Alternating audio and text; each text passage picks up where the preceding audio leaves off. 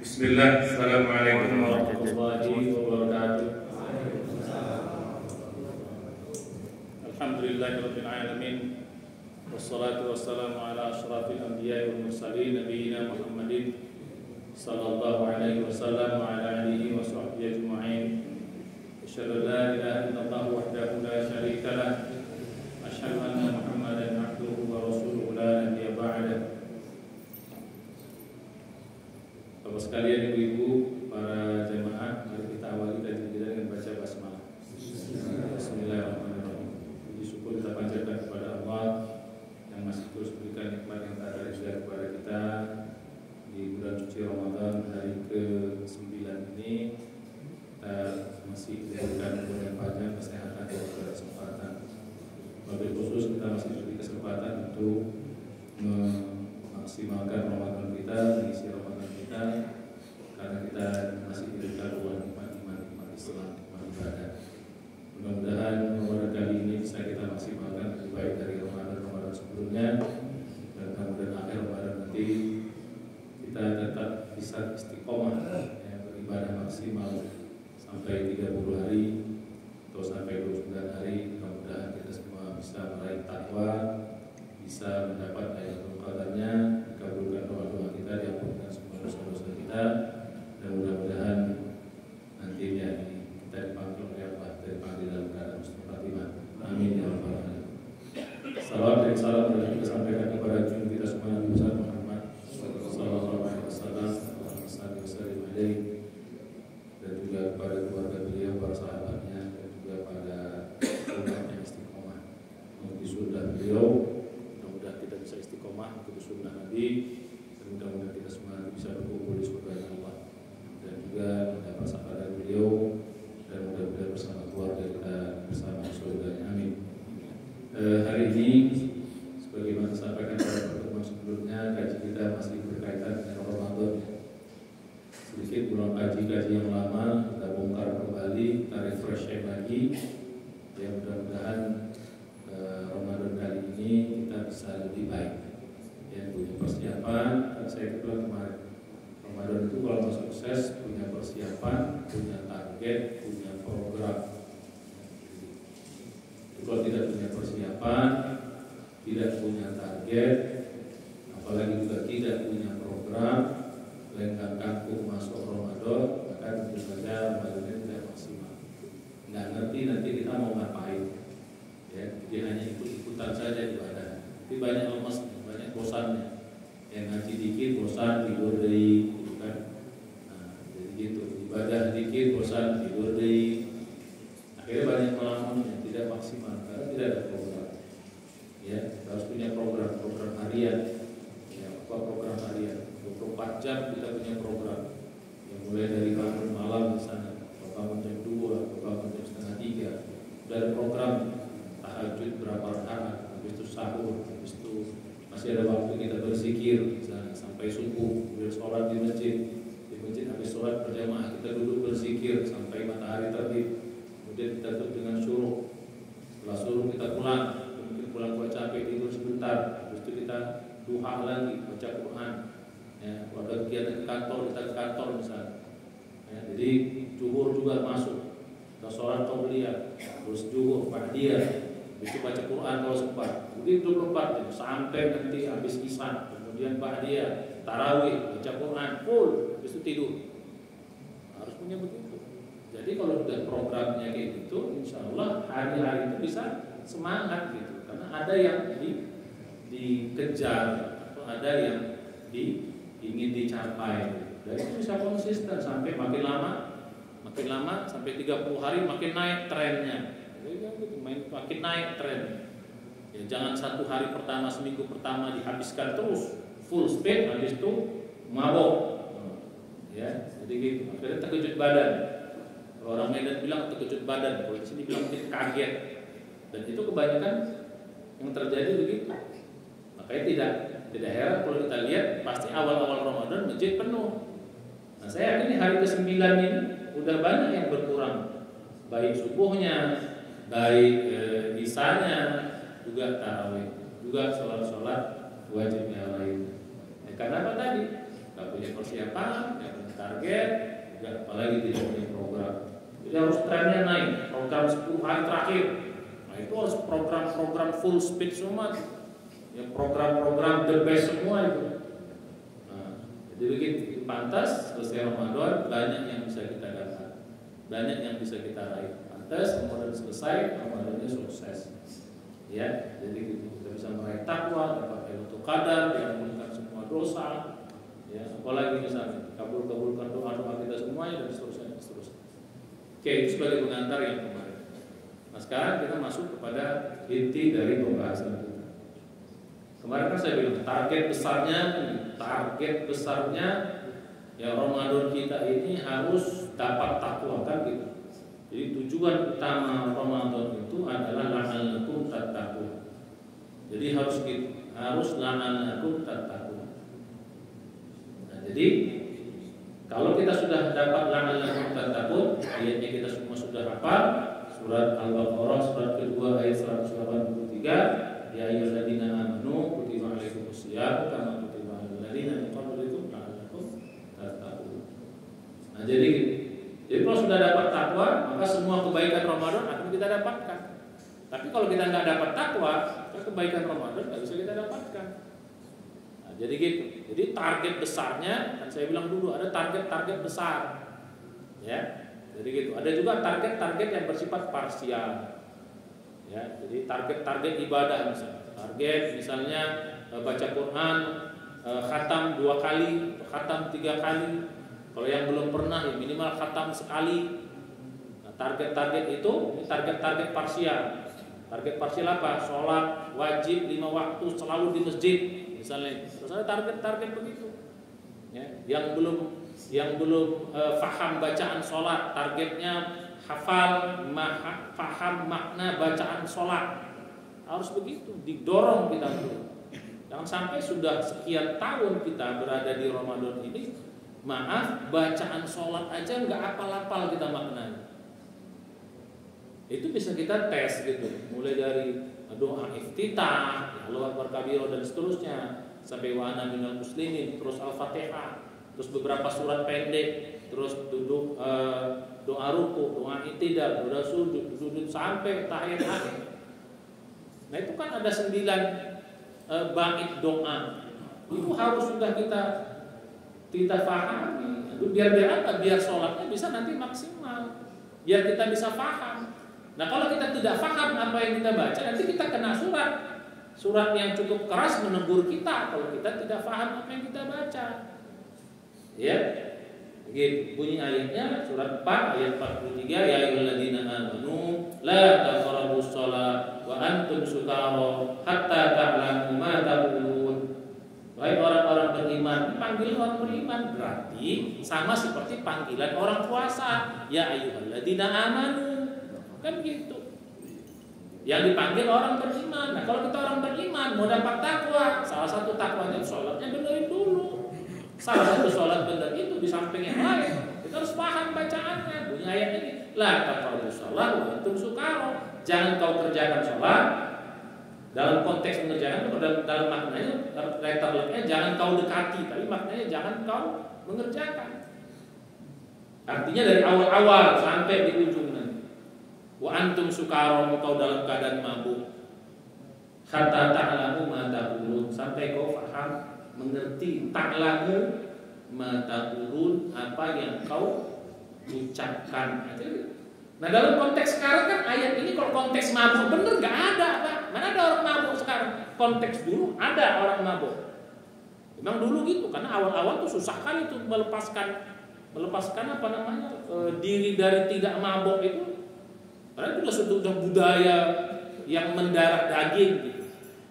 Ya makanya pengharaman khamar itu kan bertingkat, Pak, sampai 3 kali dia pengharaman gitu. Ya. Mulai dari diceritakan manfaatnya nggak banyak, manfaatnya seperti apa, ya, kurang banyak manfaatnya gitu. Yas'alunaka anil khamri wal maisir. Itu udah belum ada pengharaman tapi sudah mulai apa namanya? Mulai dikasih tahu. Bagaimana khamar dan maisir itu? ya, khamar yang memabukkan dan judi itu. Dikatakan qul fihi ma ithmun kabirun, di dalamnya banyak ithmun itu ya bisa kita katakan keburukan, kabirun yang besar. Gitu.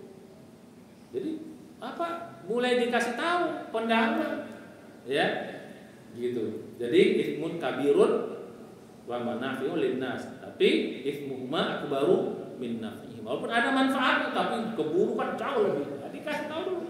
Baru habis itu masih mabuk juga orang. Nah, sedang sholat masih tenggen juga, masih teler juga. Nah, turun ayat ini. Minimal lu sholat jangan mabuk, kira-kira gitu. Walaupun di luar sholat lu masih mabuk, oke kagak nape-nape. Tapi sholat minimal jangan mabuk. Itu kan kejadian gara-gara apa? Ada sahabat namanya Ali, itu baca kuliah muter-muter bahasa kitanya. Bukanlah a'budu ma ta'budun, a'budu ma ta'budun. Gitu. Bukan aku tidak menyembah apa yang kau sembah, aku menyembah apa yang kau sembah. Dan kamu menyembah apa yang aku sembah gitu. Jadi begitu. Jadi kan kacau surat baru turunlah perintah itu kaliber sahabat Ali. Gitu. Masih tenggen juga Ali. Nah, akhirnya baru turun karena kejadian sholat maghrib bacaannya berbahaya. Harusnya aku tidak menyembah apa yang kalian sembah, justru aku menyembah apa yang kalian sembah, dan kalian menyembah apa yang aku sembah. Kan betul.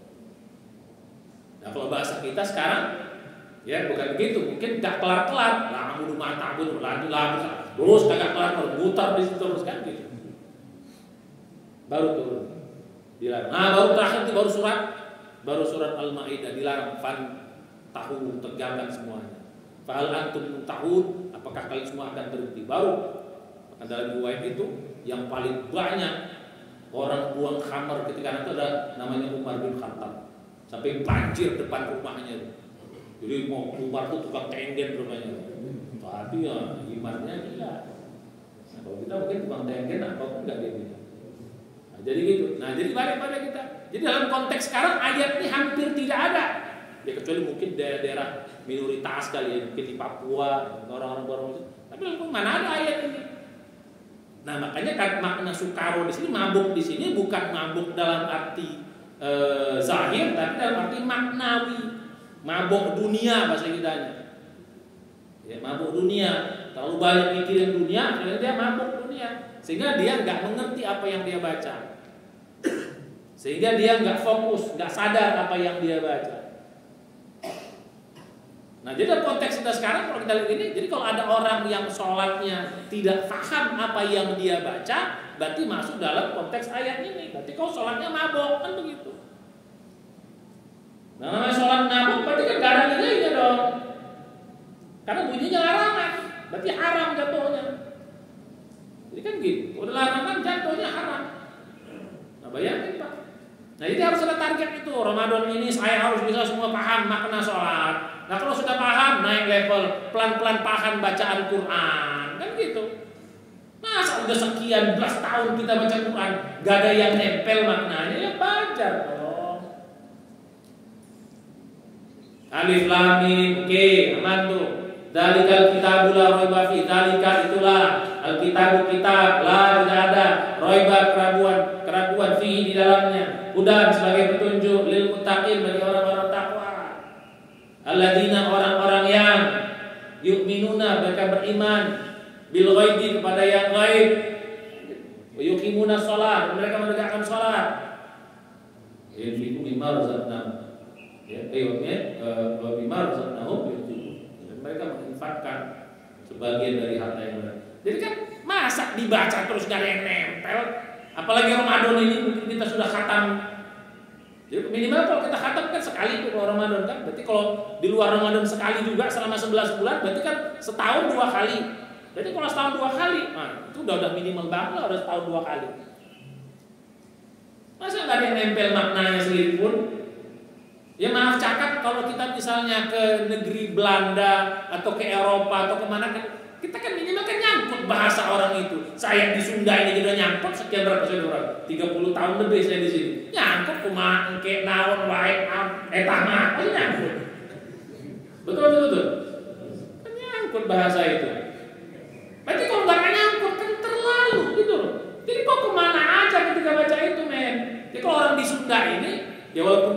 banyak mayoritas tidak bahasa Sunda, tapi kan tetap aja nyangkut, ada yang nyangkut kalimat-kalimat tuh di sini. Pokok siap naon kan gitu kan. Itu yang kasar-kasarnya. Kan kira-kira begitu. Tapi kan masa sekian belas tahun kita baca Quran gak ada yang nyangkut sedikit pun kalimat-kalimat itu.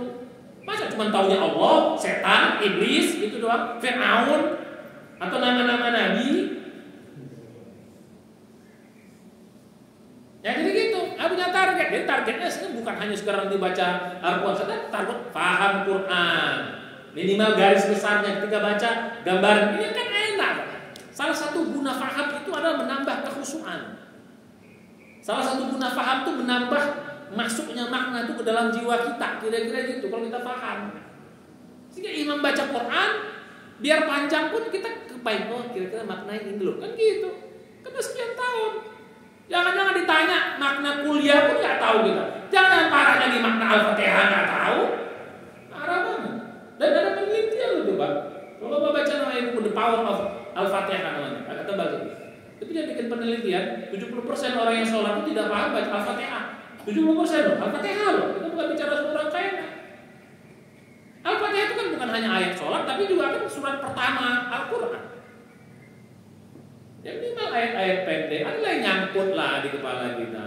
Makanya Ramadan itu harus bisa gitu. Jadi tiap tahun ada peningkatan, tiap tahun ada peningkatan, ada peningkatan. Ya kalau nggak bisa ya belajar lah. Tapi kan nggak, kita kan maaf ya, kita kan nggak bodoh-bodoh teing kan gitu. Orang aja kalau anak sering dengar juga paham kok. Masa kita nggak paham-paham, berarti kan something wrong. Maaf ini agak keras sedikit ya. Mohon maaf. Jadi kan apalagi itu pengajian begini lama, nggak naik level. Nah jadi begitu. Dipasang targetnya. Ya, ini namanya target parsial. Kalau target besarnya itu takwa, target itu. Sholat sunat 35 rakaat misalnya targetnya. Loh gimana cara hitungnya? Itu aja sendiri. 35 gimana 35 kan begitu. Apa misal 35? Nah, rawatib aja sudah berapa? Sudah 12. Yang apa namanya? Yang muakkadnya. Tambah yang ghairu muakkad, qabliyah asar, qabliyah maghrib, qabliyah isya, sudah berapa? 6. 12 tambah 6 18. Udah tambah apa lagi? Tambah 4 duha, sudah berapa? 22. Betul? 22. Tambah apa tadi? Tarawih berapa? 11. Sudah berapa? 33. Nanti tinggal masa bangun sahur cuma dapat 2? Ya minimal 4 atau 6 atau 8, bisa berapa? 39. Nah, jadi gitu. Jadi harus ada itu target-target. Jadi maksimal kalau punya target itu tahu kita. Ya kecuali kalau darurat lah tiba-tiba ada kegiatan apa, soalnya Allah Maha tahu. Ya, apalagi ikut program itikaf itu kan full. Nah, jadi balik pada ini. Jadi besarnya ini sedikit mengulang kaji saja ini untuk mengingatkan reminding di antara kita semuanya. Jadi supaya kita bisa harus lebih baik.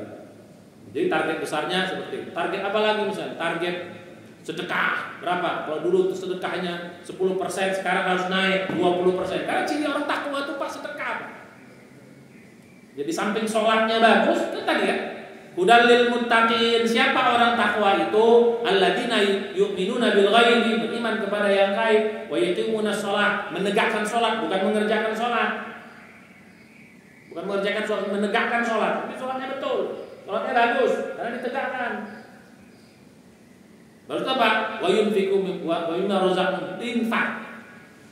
Jadi ciri topnya orang bertakwa itu sholat dan infak. Sholat itu infaknya mantap. Bahkan di ayat-ayat dalam surat ketiga surat Ali Imran ayat 134 itu ciri orang takwa itu infaknya bukan tanggung-tanggung. Alladzina yunfiquna fis sarra wad dharra. Berinfak dia apa yang dia infakkan? Fis sarra dalam keadaan lapang, wad dharra dalam keadaan sempit.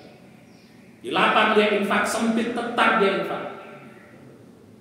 Ternyata belum cukup juga, dijelaskan lagi. Tadi untuk surat takwa, ini banyak sekali ayat. Surat takwa ayat 3 surat 130 133 134 135 136. Itu ciri-ciri orang takwa. Atau kita tarik lagi dalam surat kedua 177 orang takwa juga ini. Infaknya gimana? Wa atal mala ala hubbihi. Nah, kalau tadi kan sempit dan lapang. Kalau dia apa? Wa atal mala ala hubbihi. Memberikan harta ala hubbihi yang dia cintai. Wah. Jadi bukan harta yang kaleng-kaleng, yang dia cintai. Apa yang dia cintai? Wih. Jadi gitu. Dijelaskan itu baru kita bicara infak. Jadi infaknya bukan sekedar berapa apa yang kita cintai. Nah kalau istilah saya, nggak mungkin kita cintai yang receh kan, pasti gede-gede, pasti besar-besar. Berapa naik? Dulu 10%, sekarang sudah 20%, atau dulu 20%, sekarang sudah 30%, lalu trennya naik, gitu. Nah insya Allah tuh pasti akan mudahkan kok. Ini salah satu ini kata kunci ya, atau dengar semua. Kalau kita biasa ibadah, Allah akan mudahkan ibadah itu terus bisa kita kerjakan. Jadi kalau kita biasa infak, pasti Allah kasih rezeki biar kita terus bisa berinfak. Kalau kita biasa ke masjid, pasti Allah mudahkan kita biar kita sehat terus biar terus ke masjid. Kalau kita biasa tahajud juga begitu. Kalau kita biasa puasa, Allah sehatkan biar kita terus bisa puasa. Dia Allah mudahkan dalam ibadah itu. Ya. Kenapa? Yuridullahu bikumul yusra. Allah akan senang memudahkan kalian. Apalagi dalam ibadah dimudahkan. Wala yuridu bikumul usra. Allah enggak suka menyusah-nyusahkan. Nah, jadi balik pada kita tadi. Ya, jadi harus begitu. Jadi trennya seperti itu. Nah, infak itu baru ada lagi, ditambah lagi sifat orang takwa lagi. Gitu, ya. Lan tanalul birra hatta tunfiqu mimma tuhibbun. Kau tidak akan mencapai kebaikan yang tertinggi. Jadi salah satu sifat orang takwa itu albir. Kalau kita lihat dari 177 tadi itu tentang bir. Ya, gitu. Laisal birra an tuwallu wujuhakum. Dimulai dari bir. Kata-kata bir itu kebaikan yang hebat. Ujungnya apa? Wa ulaika humul muttaqun. Mereka lah orang takwa. Dia orang takwa itu orang yang sudah sampai pada level bir dia kebaikannya. Dan mereka tidak bisa mencapai bir dalam surat 3 ayat 91. Lan tanalul birra hatta tunfiqu mimma tuhibbun. Tidak akan mencapai kepada derajat bir orang takwa itu sebelum kau menginfakkan apa yang kau cintai. Mimma tuhibbun. Oh, jadi begitu, Pak. Jadi naik terus trennya. Ternyata tidak, kita banyak lebih cinta dunia. Balik kita pada itu. Ya, jadi mari ada peningkatan. Mulai tadi sedekahnya, ya, sholatnya, baca Qurannya, zikirnya, dan seterusnya dan seterusnya dan seterusnya. Bikin program itu. Nah kalau begini Ramadannya beda semangatnya. Ada terus semangat untuk saya harus begini. Kan ada target dan ada program. Program harian, program mingguan, program bulanan, program program iktikaf misalnya, dan seterusnya dan seterusnya. Nah ini sedikit mengulang kaji. Ini agak panjang hari ini karena Ramadan kan kita nggak ada lagi apa kan? Biasanya yang di luar, yang di luar Pak biasanya habis ngaji kita bahasanya. Nah, ya kan? Ngaji biasanya 1 jam, snack berapa tuh? Biasa kalau snacknya setengah jam. Jadi sekarang kita bikin 1 jam setengah. Itu kan nggak waktu snack udah ada lagi kan? Terus nanti jadi ngaji, setuju nggak ini? Baru gue gelisah. Oke, ya. Jangan disebut ustaz, langsung aja mainkan nanti boleh gitu jadi pada nggak betah dulunya nanti. Kan setan diikat Pak, masa masih ngantuk juga? Kan setan diikat kan? Masih ngantuk. Kalau kemarin alasan ustaz ngantuk gara-gara setan kan gitu kan? Nah, sekarang setannya diikat, kalau masih ngantuk. Nah, kan saya bilang, kenapa hikmah salah satu hikmah setan diikat tahu nggak kenapa? Tahu kenapa? Tuh, tahu nggak? Supaya tidak alasan kita nyalahin setan kan kira-kira gitu. Jadi kalau sok ibadah nggak semangat, gitu dosa masih dikerjakan, jangan nyalahin setan. Karena kata setan, sorry ya, gua kagak ikut campur ya. Ramadan gua diikat, kagak ada urusan sama gua. Kesalahan lo sendiri ya, kira-kira begitu. Nah jadi balik kita tadi. Ya, jadi dengan program target. Nah, sekarang kita masuk lagi pada inti. Apa inti dari takwa? Harus tahu takwa itu intinya ini biar kita tahu. Ya saya istilah saya hakikatnya. Hakikat dari takwa itu apa gitu loh. Jadi supaya kita kayak gitu. Nah, supaya kita tahu jadi takwa itu hakikatnya gimana, cirinya seperti apa, bagaimana cara mencapainya. Tempat yang paling bagus udah jelas Ramadan, namanya learning by doing. Kita belajar, kita paham. langsung kita amalkan. Ya, jadi gitu. Nah, inti dari takwa atau hakikat takwa itu, selama ini kan takwa itu Pak sering digambarkan. Satu, artinya takut. Enggak salah, tapi masih kurang pas. Ya, sering takut. Ya, jadi bertakwalah kepada Allah, jadi takutlah kepada Allah. Kalimat takut dalam Al-Qur'an punya sendiri. Ada namanya khauf. Fala takhafuni wa fala takhafuhum wa khafuni, kata Allah. Jangan kamu takut sama mereka, takutlah sama aku. Itu betul kata-kata takut. Namanya khauf. Ada lagi namanya khosyah.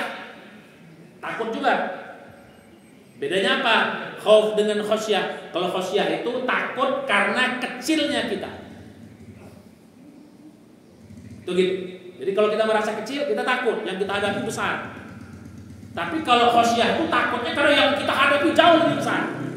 Makanya level khosyah itu lebih tinggi daripada khauf. Tapi dua-dua ada dalam Al-Quran. Jadi gitu. Wakhshawni, kata Allah, takutlah hanya kepada aku, kata Allah. Jadi gitu. Ada kata-kata takut sendiri ada dalam Al-Quran. Khas. Ya, kalau takwa lebih luas lagi daripada itu, bukan sekedar takut. Jadi intinya bukan takutnya itu. Jadi kita paham. Ya, jadi gitu. Jadi inti dari takwa atau hakikat takwa itu apa?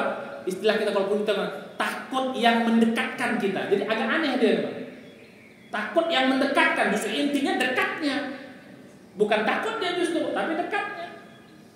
Kalau dalam hal-hal umum, kita takut, kita menjauh. Apa aja? Ya. Takut api, kita menjauh dari api. Takut miskin, kita menjauh dari miskin. Takut apa? Takut suami kawin lagi ya. Ya. Jadi secara umum takut itu kita menjauh. Tapi takwa justru enggak. Memang ada kata takut, tapi justru kita makin mendekat. Makin takut kita makin kita mendekat. Nah, itu perbedaannya. Justru intinya pada dekatnya, kedekatan itu. Nah, jadi justru intinya kedekatan. Jadi ada makna takut, tapi justru yang intinya pada kedekatan, yang dominan dekatnya, bukan takutnya. Takutnya ada ya, kita takut melanggar perintahnya, takutnya tapi gitu. Tapi inti justru dekat. Karena kalau kita hanya membayangkan Tuhan itu takut, jadi Tuhan itu seolah-olah tuh seram banget gitu loh, seram. Harus kita takut gitu loh. Padahal dia Ar-Rahman, Ar-Rahim. Karena dalam Al-Quran menggambarkan Allah itu seram. Al-Quran dibuka dengan Bismillahirrahmanirrahim 114 kali. Bismillah itu disebutkan dalam Al-Quran. Kurang satu dalam surat dalam surat Al-Baqarah, surat At-Taubah, tambah lagi dalam surat An-Naml, ya. Tentang Bismillahirrahmanirrahim. Jadi 114. Jadi Al-Quran dibuka dengan Allah tuh Maha Pengasih. Tuhan itu enggak seram, weh. Tuhan itu adalah Maha Pengasih, Maha Penyayang. Dan itu sifat dominan Allah. Jadi sifat yang dominan Allah itu paling top itu adalah Ar-Rahman, Ar-Rahim. Nah, jadi bukan takut yang kita gambarkan seram akhirnya kita menjadi menjauh, tidak, justru ini. Nah, jadi justru bahasa kita. Jadi kalau kita tarik dalam konteks Ramadan, la'allakum tattaqun, agar kalian bertakwa, supaya apa? Ramadan itu kau makin dekat dengan Allah, kira-kira begitu. Itu poinnya. That's the point. Jadi seluruh rangkaian ibadah kita 24 jam kali 30 hari itu dalam rangka agar kau makin dekat dengan Allah. Mungkin di luar Ramadan susah kita dekat dengan Allah, Pak. Susah, Bu. Kunaon? Terlalu banyak dunia yang kita pikirkan. Memang ada ibadah. Ada enggak sholat dalam di luar Ramadan? Ada. Ada enggak puasa di luar Ramadan? Ada. Puasa Senin Kamis atau 3 hari Ayyamul Bid. Ada nggak baca Quran? Ada. Semua amal-amal itu ada di luar Ramadan. Tapi kenapa ini spesial Ramadan ini? Kalau di luar Ramadan itu bahasa kita dia divergen. Banyak tapi dia nggak terarah gitu loh. Banyak tapi nggak terarah. Akhirnya kurang power untuk mendekatkan diri kita kepada Allah. Sholat juga tapi sholat kita nggak mendekatkan diri kita kepada Allah. Banyak ngaji pun belum mendekatkan kita karena banyak terdistraksi. Apa terdistraksi? Banyak yang ganggu, banyak yang ngalihin pikiran kita gitu loh. Ibarat saya bilang ini takwa tuh, ini titik dekat sama Allah tuh misalnya di sini, kita nggak sempat naik turun deh gitu loh. Baru sholat harusnya naik, habis sholat turun deh. Karena banyak mikir dunia, mikir ini. Jangankan habis sholat, dalam sholat juga bisa turun kok. Allahu Akbar mikirnya, mau entah apa-apa di kepala nih.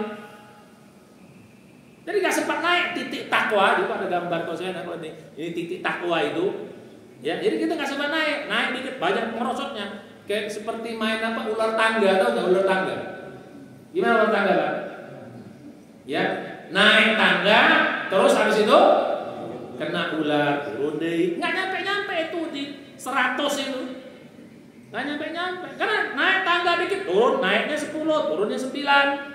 Naiknya 20, turun 15, nggak nyampe ke 100. Kalau di luar Ramadan banyak ularnya. Kita bahasa kita gitu. Banyak ular. Saya bingung, sekarang masih ada nggak ular tangga anak-anak itu sekarang? Hampir nggak ada ya rasanya ya. Kalau dulu itu kan ini gitu. Ya, ular tangga itu udah suatu permainan yang hobi dulu. Senang kita ular tangga. Dapat tangga, ular kan? Jadi banyak ularnya daripada tangganya. Nah ini kalau di luar Ramadan, tapi di dalam Ramadan ular tuh hampir nggak ada, karena setan diikat di situ. Kan setan tuh Pak banyak bentuk ular loh kan. Ya, makanya di rumah kalau ada ketemu ular jangan langsung dibunuh. Sejadi itu ada jin atau setan yang usir dulu. Ya, itu usir. Nah, langsung dibunuh. Jangan. Nah, dia jin yang berbentuk ular, usir dulu. Nah, jadi gitu. Setan itu paling banyak mengambil bentuk ular. Nah, balik ke pasti juga ada ular tangga ya. Siapa yang menciptakan? Bagus juga itu. Nah, jadi nggak terdistraksi, banyak distraksinya, nggak fokus. Nah, Ramadan ini fokus. 24 jam terus. Habis sholat masih ingat ibadah, puasa ngejagain kita, zikir terus akhirnya naik titik tadi, tangga terus, nggak ada ularnya, ular paling dikit. Nggak ular yang dari ujung ke ujung itu, nggak, ularnya dikit paling, godaannya dikit. Nah kalau istilah saya, kalau dalam cahaya itu divergen. Ini kan cahaya kan, lihat Mbak, kalau kita belajar ilmu sedikit ilmu fisika ya, cahaya kan, kalau kaca pembesar kan gitu, cahayanya kan segini juga. Tapi karena dia kena segini permukaannya, ya nggak terbakar dia. Tapi begitu kita kasih kaca pembesar, dikumpulkannya cahaya yang segini ini bisa membakar dia. Karena dia konvergen, fokus. Itu membuat menjadi mudah dalam mencapai takwa di Ramadan. Nah, kalau Ramadan kita nggak dapat itu, aduh. Jadi bahasa kita, la'allakum tattaqun, agar kau dekat dengan Allah. Kira-kira gitu. Jadi sholatmu, puasamu, sedekahmu, ngajimu, zikirmu, silaturahimmu, sahurmu, tarawihmu, semuanya mendekatkan dirimu kepada Allah Subhanahu, konvergen, akhirnya mencapai titik takwa tadi. Jadi apa intinya apa justru dekat. Jadi siapa orang yang takwa? Orang yang dekat. Dia takut tapi yang dominan adalah kedekatannya. Jadi makin dekat kita. Makanya kalau selama ini orang menggambarkan takwa itu mengerjakan perintah Allah, meninggalkan larangan, itu sebenarnya efek saja, bukan sebab. Selama ini kita menganggap itu sebab, itu sebenarnya efek. Kalau kita udah dekat sama Allah, akhirnya apa? Kita akan meninggalkan, kan jadi nggak sedap. Kalau kita dekat sama seseorang, bahkan kita malas jadi membuat dia nggak suka. Kita akan mengerjakan apa yang dia suka, kita akan meninggalkan apa yang dia suka, kan gitu. Kalau kita sudah dekat dengan orang itu, jadi itu efek bukan sebab. Nah selama ini sering kita pahami itu sebab. Ya kalaupun sebab bukan sebab, artinya kita jadi malas itu, bukan karena apa namanya, jangan maksiat, bukan karena itu, bukan dipaksa. Kalau dia sebab kan jadi pemaksaan. Nah, ini enggak, dia jadi automatically. Ibadah terasa nikmat karena kita dekat, atau karena kita mau mendekat. Maksiat terasa males karena kita udah dekat atau mau mendekat. Makanya kalau sholat yang benar itu apa? Inna sholata tanha anil fahsya'i wal munkar, surah 29 ayat 49. Ya sesungguhnya 49 atau 45. Inna sholata tanha 'anil fahsya'i wal munkar. Kita salah. Ya surat 29 surat Al-Ankabut ya. Ya ini dia. Ujma mu'il fil kitab aqimus shalat inna sholata 45. Jadi sholat aja yang betul itu bisa malas kita maksiat. Jadi salah satu indikator orang sholatnya benar, sholat tadi kan saya bilang tadi, pada hakikatnya semua ibadah itu bikin kita dekat dengan Allah, apa saja.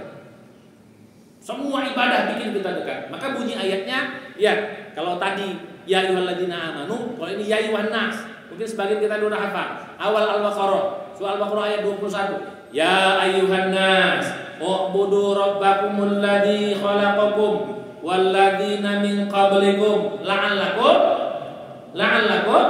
tattaqun. Ujung. Wahai manusia, kalau kita wahai ya ayyuhalladzina amanu. Ya, ini wahai manusia, u'budu beribadahlah kamu kepada Tuhan. Siapa Tuhan itu? Alladzi khalaqakum, yang telah menciptakan kamu. Walladzina min qablikum, yang menciptakan orang-orang sebelum kamu. La'allakum tattaqun, yang dengan ibadah itu akan menghantarkan kau dekat dengan Allah Subhanahu wa taala. La'allakum tattaqun, ujungnya sama.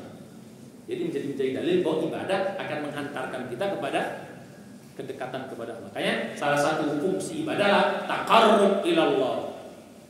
Salah satu fungsi ibadah itu taqarrub ila Allah, mendekatkan diri kita kepada Allah. Jadi balik pada dia. Ini ya, supaya tahu. Jadi siapa orang takwa? Siapa orang takwa bukan adalah orang yang dekat dengan Allah. Poinnya Ramadan harus kita jadikan sarana untuk bikin dekat. Sholat kita, puasa kita, sedekah kita, zakat kita, dan seterusnya. Itu poin pertama. Nah sekarang masuk kepada poin yang kedua. Karena bikin dekat, apa yang bikin dekat tadi? Saya bilang tadi, yang bikin dekat itu ibadah. Makanya Ramadan ini kalau mau bisa bikin Allah, maksimalkan ibadah. Tidak ada jalan lain. Ibadah bukan sekedar ibadah, tapi ibadah yang the best, maksimal. Kalau dapat berdasarkan surat apa tadi? Surat 2 ayat 21 itu. Ya ayyuhan nas, wahai manusia, wa'budu, beribadahlah kepada Tuhan Rabbakum alladzi khalaqakum walladzina min qablikum la'allakum tattaqun.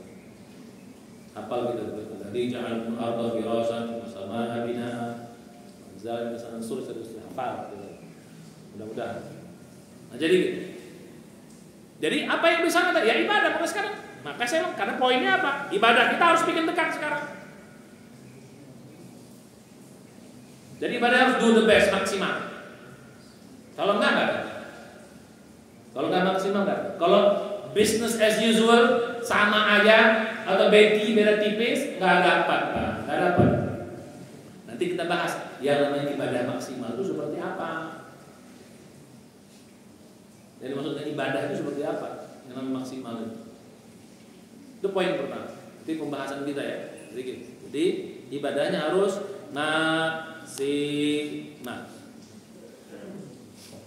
Yang kedua, ya ternyata ibadah maksimal saja belum cukup. Karena nanti terdistraksi. Saya bilang tadi, tangganya tinggi, tiba-tiba banyak ularnya juga. Makanya untuk bisa dekat sama Allah, kurangi ularnya. Apa tuh kurangi ularnya? Berarti kurangi apa? Kurangi maksiatnya. Kalau bisa, maka istilah saya, yang haram 100% buang, tinggalkan. Yang makruh kurangi banget. Itu tak ular, Pak. Maksiat tuh ular. Kalau maksiatnya kecil, ularnya ular kadut, pendek. Ular kadut itu pendek, Pak. Ya, so kita bilang panjang pendek lah gitu. Ular kadut. Ular panjang, ular sanca misalnya, atau ular kobra, ular kadut pendek. Enggak ada buntutnya sebenarnya. Ya, ada buntutnya kecil kadut. Nah, balik kepada dia.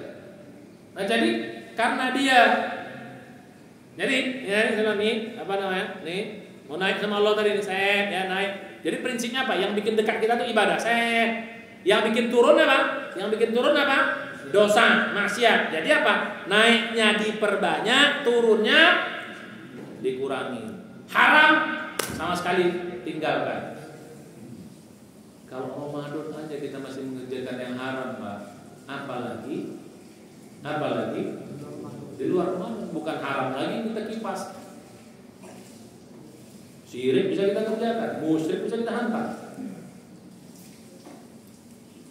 Nah jadi maksiat dosa-dosa yang besar-besar tinggalkan. Nah yang kecil-kecil terus yang makro-makro kurangin. Itu prinsip yang kedua. Nah prinsip yang ketiga satu lagi yang bikin terdistraksi apa? Dunia. Jadi 3 tuh Pak, ibadah maksimal, dosa kurangin dengan cara tadi tinggalkan maksiat. Yang besar-besar sama sekali 100%. Lalu apa? Dunia. Nah, dunia dimanage, jangan bikin kita lalai. Karena dunia ini sering bikin kita lalai. Memang kadang kita nggak bikin maksiat Pak, tapi gara-gara dunia lalai terus kita. Lalai. Makanya punya ayat apa?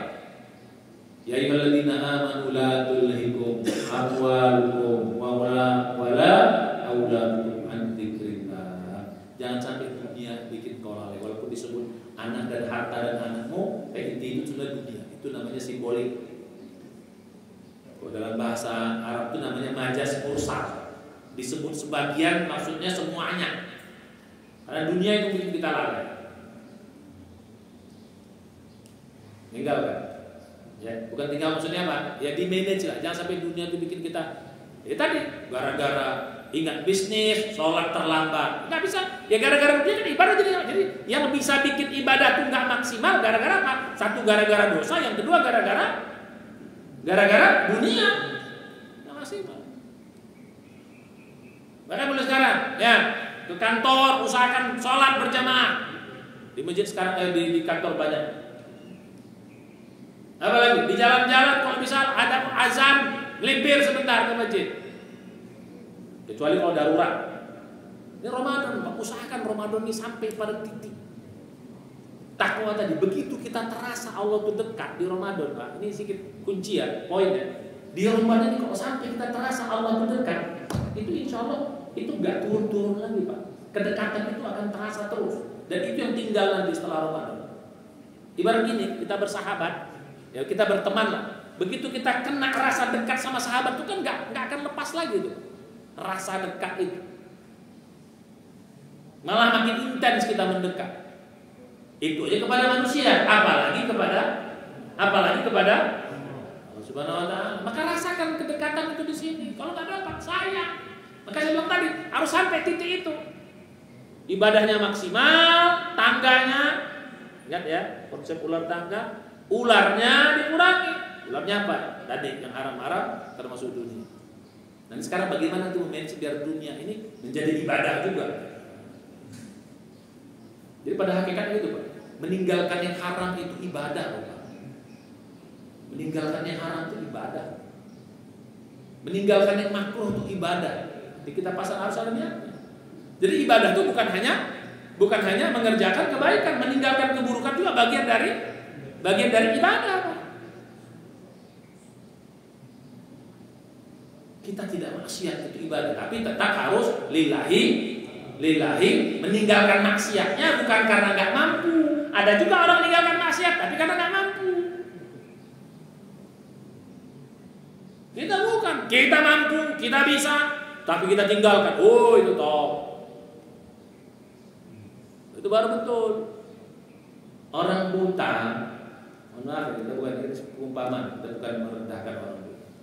Orang buta kalau taksur dia sama cewek wajar nggak? Wajar nggak? Cewek cantik, ya wajar. Ya dia nggak melihat.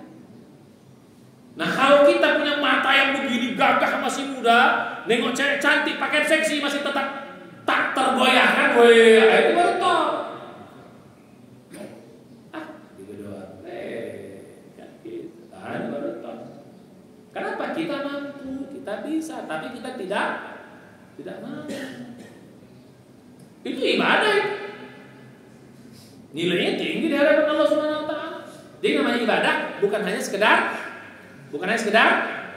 mengerjakan kebaikan, amal soleh dengan niat nilai ta'ala, tapi meninggalkan keburukan, meninggalkan yang haram, meninggalkan yang makruh dengan niat nilai ta'ala pun sama ibadah. Makanya ada cita-cita sufi di segala ini.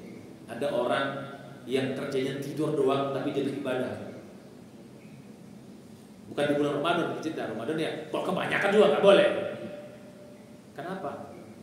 Justru dia tidur itu biar dia jangan maksiat. Nah, gitu. Habis sholat wajib dia tidur lagi.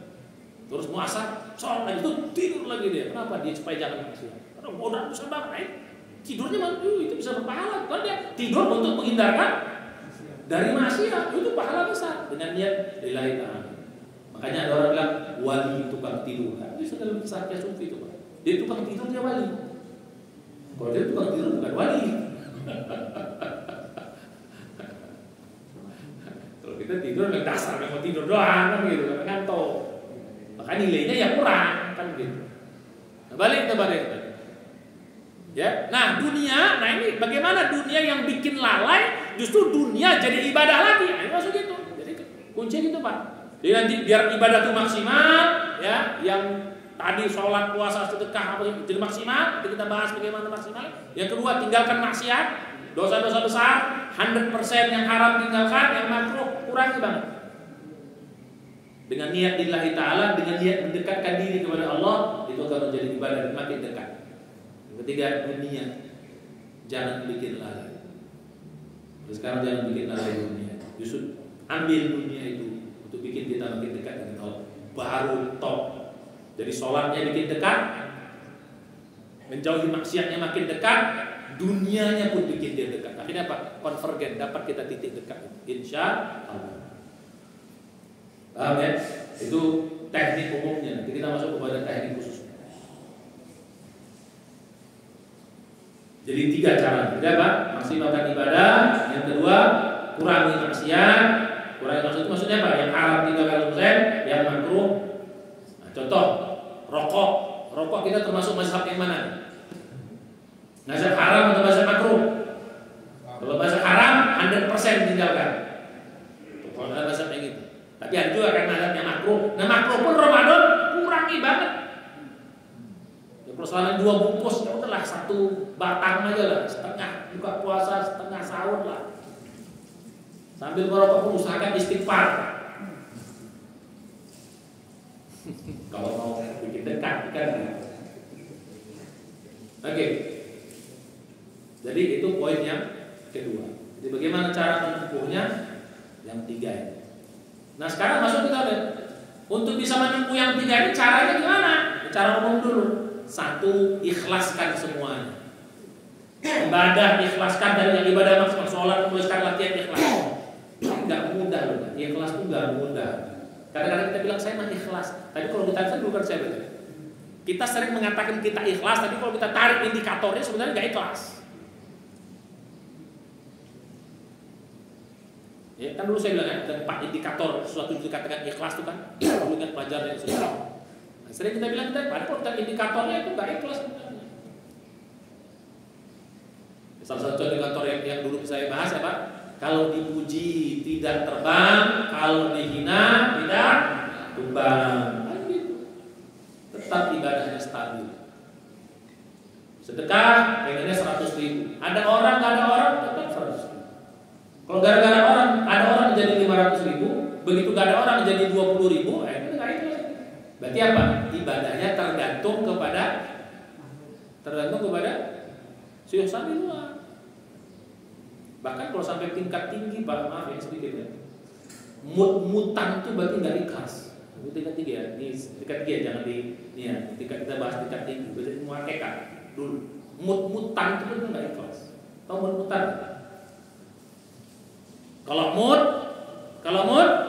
semangat. Kalau nggak mut, berarti dia ibadah karena apa? Ibadah karena apa? Karena mut, bukan karena Allah, Pak. Kenapa ibadah? Karena jadi ada seorang bertanya kepada saya, wahai saya, kok akhir-akhir ini ibadah saya agak berat terasa. Sebelum-sebelumnya saya senang banget, agak berat. Ya, saya khawatir ketika saya mengerjakan dengan berat ini, saya menjadi nggak ikhlas. Ya, begitu saya senang kayaknya itu ikhlas. Kalau sekarang nggak ikhlas, karena saya merasa berat. Apa kata saya? Justru kau lakukan, tapi tetap kau kerjakan baik. Justru itulah keikhlasan. Begitu kata saya. Justru keikhlasanmu ketika kau kerjakan terus, walaupun kau tidak mood, tapi kau kerjakan terus dengan baik. Justru itulah ikhlas. Kenapa? Karena kalau kau itu berarti kau tidak lillahi ta'ala, tapi lil mood. Karena bukan karena apa? Bukan karena Allah Subhanahu wa taala. Ini tingkat tinggi ya, sedikit sebagai tambahan. Nah, balik pada kita. Jadi ikhlaskan semuanya, sholat ikhlas. Bagaimana ikhlasnya? Jadi kita bahas pada bab mudah-mudahan sedikit kita masuk. Sedekah ikhlas. Dipuji nggak terbang, ditengok orang nggak ini, dikritik orang juga nggak tumbang. Nah, yes.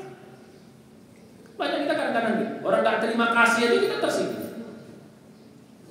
Kalau orang nggak balas kebaikan kita tersinggung. Kenapa? Jangan bantu lagi dia. Nggak tahu terima kasih itu kan sebenarnya kalimat nggak ikhlas itu. Innama nut'imukum liwajhillah la nuridu minkum jazaa'an wala syukuran. Kami bantu kamu karena Allah, bukan karena ingin kau puji, karena kau terima kasih. Enggak. Kau terima kasih dan terima kasih terkubantu. Bahkan mungkin kau hina pun, Tuhan asmat apa kabar? Kami begitu. Nah itu kita bahas. Jadi ikhlaskan semua. Nah termasuk tadi meninggalkan maksiatnya ikhlas. Terus yang kedua mengerjakan dunianya pun ikhlas, harus begitu. Bagaimana mengerjakan dunia? Tidur ikhlaskan, apalagi makan ikhlaskan, ke kantor ikhlaskan. Oh itu jadi ibadah semua itu. Meninggalkan maksiat. Kenapa kau meninggalkan? Karena ikhlas. Kali itu Allah. Suami kawin lagi ikhlas. Aduh. Kenapa ibu nggak marah saudara? Karena mencari doa. Kalau tidak karena Allah, sudah kutinggalkan suami itu. Tapi kalau Allah tetap mantap. Ibu ya, Ustaz. Oh ikhlas itu gitu Pak. Kakak saya bilang dulu, salah satu efek ikhlas itu apa? Tenang. Jadi kalau selama ini kita ibadah nggak tenang, itu nggak ikhlas. Satu efek itu kita tenang. Karena yang kita harapkan hanya dari Allah, bukan dari manusia. Tapi kok dari manusia? Oh capek kita, nggak dipujinya kita capek. Hanya sekedar supaya dia tengok atau dia puji atau ridho suami. Jadi mencari ridho suami pun itu karena mencari ridho Allah, bukan karena semata-mata ridho suami doang. Repot, stres nanti. Kalau cuma cari ridho suami. Suami ngambek dikit udah stres dia. Apalagi sampai dia kawin lagi, tambah stres. Alhamdulillah. Balik. Jadi ikhlaskan ibadah, ikhlaskan meninggalkan maksiat, termasuk mengurangi tadi yang makruh. Ini makruh Ramadan. Ya, aku cari dulu, aku tinggalkan. Wah sedang. Lalu yang ketiga, dunia pun ikhlaskan. Mulai sekarang kerja dunia yang jadi selama ini Bu, kalau kita melakukan dunia ini dengan ikhlas, dia jadi ibadah, justru nggak lalai, justru jadi ibadah kita. Bayangkan tidur jadi ibadah, makan jadi ibadah, kerja jadi ibadah, silaturahim jadi ibadah, semua jadi ibadah. Akhirnya dia menjadi makin kita kerjakan dunia itu, makin dekat kita dengan Allah. Bukan malah terdistraksi. Selama ini enggak. Dan kenapa bikin lalai? Karena nggak ikhlas. Akhirnya nggak ada nilainya dia, bagaikan debu saja. Kalau nggak ikhlas kan jadi debu saja deh. Nggak nambah apa-apa dalam amal soleh itu. Kerjanya 10 jam, 20 jam, tapi nggak nilai apa-apa di sisi Allah. Kenapa nggak ikhlas? Ibu ngurus anak, ngurus suami, hampir 24 jam, karena nggak ikhlas, nggak ada nilai, nggak bikin nambah dekat dengan Allah. Sayang, Ramadan manfaatkan. Jadi Ramadan bulan apa? Bulan ikhlas. Makanya bunyi hadisnya, man shoma Ramadana imanan wa ihtisaban. Apa kan nih? Ghufira lahu ma taqaddama min dzambi. Barang siapa yang berpuasa Ramadan imanan kan wa ihtisaban. Salah satu makna ihtisaban itu adalah ikhlas. Ikhlaskan. Jadi Ramadan itu bukan hanya puasanya ikhlas, sholatnya ikhlas, semuanya ikhlas. Wih. Nanti pembahasannya dalam waktu yang akan datang. Yang kedua, ternyata ikhlas saja nggak cukup, harus serius, mujahadah. Nggak bisa kita ibadah maksimal kalau nggak mujahadah. Mujahadah atau bahasa lainnya jihad. Ya, kalau kita katakan jihad, orang kadang-kadang suka persepsi perang, tidak. Makanya saya lebih menggunakan kata-kata mujahadah. Nah, kata-kata jihad, mujahadah itu sudah sama. Kalau kita belajar bahasa Arab itu bahasa fa'ala, fa'ala, yufa'ilu, fi'alan, mufa'alatan, gitu. Jahada, yujahidu, jihadan, mujahadatan. Kalau belajar bahasa Arab kayak gitu, tasrif namanya. Ya. Jadi boleh istilah jihad, boleh istilah mujahadah, sama. Ini masdar. Yang belajar tasrif. Jadi gitu. Jadi mujahadah serius. Ibadah maksimal harus dengan serius. Kalau nggak serius nggak bisa kita maksimal ibadah. Karena mungkin ibadah maksimal kalau main-main. Sholat maksimal harus sholat yang serius. Ngaji yang maksimal, ngaji yang serius. Nggak bisa kita mengerjakan the best kalau tidak serius. Kalau sesuatu tidak serius pasti nggak mungkin the best. Pasti asal-asalan. Udah, yang ketiga adalah sabar. Maka Ramadan bulan jihad dan Ramadan juga bulan sabar. Tidak bisa maksimal kecuali dengan sabar. Nah, maksimal pun kan saya bilang kemarin baik. Yang namanya maksimal itu harus 30 hari.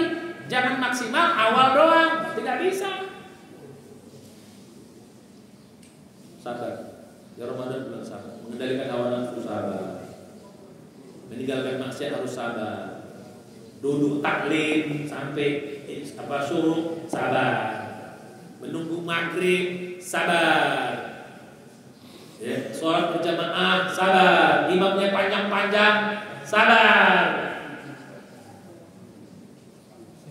suami menyebalkan sabar, istri manyun terus sabar, anak bikin gemes sabar, presiden bikin capek. Kritik juga lah. Sabar itu kan berarti bukan dia kan. Yang pelatih itu Ustaz. Jadi tiga ini. Jadi satu ikhlas, dua mujahadah, tiga sabar. Jadi Ramadan itu bulan ikhlas, bulan mujahadah, dan bulan jihad dan juga bulan sabar. Makanya kata Nabi, as-shaum atau asyam nisfus sabr. Puasa itu separuh dari kesabaran. Ya, dah. Nah, sekarang masuk kita pada poin yang terakhir. Ya, sebelum nanti detailnya pada pertemuan yang masuk pada yang terakhir. Apa poinnya? Ternyata hambatannya ini yang satu. Tidak bisa kita maksimal, tidak bisa kita meninggalkan maksiat dengan baik. Meninggalkan yang haram total, mengurangi yang makruh, tidak bisa kita jadikan dunia ini tidak melalaikan menjadi ibadah. Apa hambatannya? Satu yang terbesar namanya hawa nafsu. Inilah hambatan terbesar. Makanya yang terakhir hambatannya pun mesti dikendalikan. Makanya Ramadan itu Pak paketnya gitu, bukan hanya. Jadi paket yang tiga ini tidak akan terlaksana kalau ada nafsu. Maka hawa nafsu dikendalikan. Ya hawa nafsu itu udah 8 Pak. Dikendalikan hawa nafsu yang 8 gitu. Hawa nafsu mata. Ya, atau yang paling atas dulu tapi paling dalam. Hawa nafsu pikiran. 1. Hawa nafsu mata. 2. Hawa nafsu telinga. 3. Turun. Hawa nafsu mulut. 4. Kata-kata. Hawa nafsu tangan 5, dan ngambil nggak benar. Hawa nafsu perut dari makan 6. Hawa nafsu yang di bawah perut 7. Yang terakhir hawa nafsu kaki 8. Kendalikan semua. Pikiran, yang berat itu sudah pikiran di dalam bisa nggak kita? Kalau dalam istilah para sufi itu puasa yang namanya khawasul khawas itu sudah bisa mengendalikan pikiran dari prasangka buruk, ya, dari iri, dengki semua, ya. Satu paket pikiran dan akal dan hati itu satu paket. Qalbu. Ya, satu paket. Ya, makanya orang takwa itu Pak orang yang cerdas. Jadi orang takwa itu orang yang cerdas. Maka Allah berkatakan, "Wattaquni ya ulil albab." Wahai orang-orang cerdas, bertakwalah kalian. Jadi orang yang cerdas itu, orang takwa itu orang cerdas. Kenapa dia cerdas? Ya tadi. Siapa orang cerdas? Yang orang berakal. Ya dia hitungnya untung rugi. Kalau kerjanya untung rugi. Kalau takwa itu gitu. Oh ini kalau dia rugi, ini untung. Nanti kita bahas pada waktu yang akan datang. Pada waktunya. Jadi apa hambatan terbesar? Hawa nafsu. Ini yang bikin kita menjadi bermasalah. Tapi sebenarnya Pak, kalau 3 ini sudah kita lakukan dengan baik, misalnya ibadah sudah mulai maksimal, terus ini kita tinggalkan, terus dunia ini dengan ikhlas, dengan sebenarnya sudah, tapi tetap aja harus tahu kita rambu-rambunya. Karena bisa jadi dia masuk lewat cantik mainnya. Karena ibadah, Pak, hawa nafsu bisa masuk dalam ibadah loh, Pak, hati-hati loh. Hati-hati, kita pikir benar jadi bisa salah, malah hati-hati loh. Harus tahu juga itu. Ya, jadi gitu. Makanya harus ngerti kita ibadah-ibadah seperti ini. Ya contoh misalnya seperti ini agak parah banget, ya. Sholat sunat ba'diyah asar. Gimana? Nah, kan? Tapi aku mau ibadah gitu. Karena lu nggak ngerti lu belum bikin dekat kan gitu. Kamu bikin jauh. Ada ba'diyah habis asar. Sholat dia sholat berapa? 12 rakaat habis asar dia ngapain? Anda zikir, gitu. Jadi hawa nafsu ada berapa tadi? 8. Hawa nafsu apa? Kendalikan yang paling berat, pikiran. Terus 2, hawa nafsu mata. 3, harus mendengar dengan 4, masuk kata-kata dari yang enggak benar. 5, tangan dari ngambil, mukul, jama, gerak, termasuk ini baca hawa nafsu apa nih kalau ini? Lengkap nih, mata, tangan, pikiran. Plus mulut nyumpah-nyumpah lengkap sudah. Plus banting disepak tambah kaki lagi. Ya. Terus 6 perut. 7 yang di bawah perut. Ya kalau kita ya udah tua-tua ini udah senior ini yang di bawah perut udah kurang lah. Anak muda pacaran. Ya, apalagi dua-duaan. Apalagi WA-WA-an, video call, itu termasuk itu yang di bawah perut tuh. Yang ketiga, yang terakhir, 8 hawa nafsu, langkah ke tempat-tempat. Nah inilah pelajaran kita. Nanti bagaimana mempertajamnya, ibadah yang maksimal itu seperti apa. Ya, terus meninggalkan maksiat itu seperti apa. Terus yang ketiga, bagaimana cara dunia itu biar menjadi ibadah gimana, supaya tidak bikin lalai. Ya, itu insya Allah kita lanjutkan pada pertemuan yang akan datang. Wallahu a'lam bishawab. Mari kita baca hamdalah. Ada pertanyaan? Sebenarnya saya paling suka kalau ngaji ini bertanya. Ya, cuma kadang-kadang banyak yang malu. Jangan-jangan apa yang saya sampaikan nyampe, balik. Ya, jangan-jangan ngangguk-ngangguk, rupanya nggak ngerti tiba-tiba. Ustaz tadi ngomong apa? Gue udah ngerti, repot gitu ya kan? Apa pertanyaan? Cukup jelas? Mau cukup jawab berarti macam apa? Alhamdulillah, majelis, sudah nanti, astagfirullah,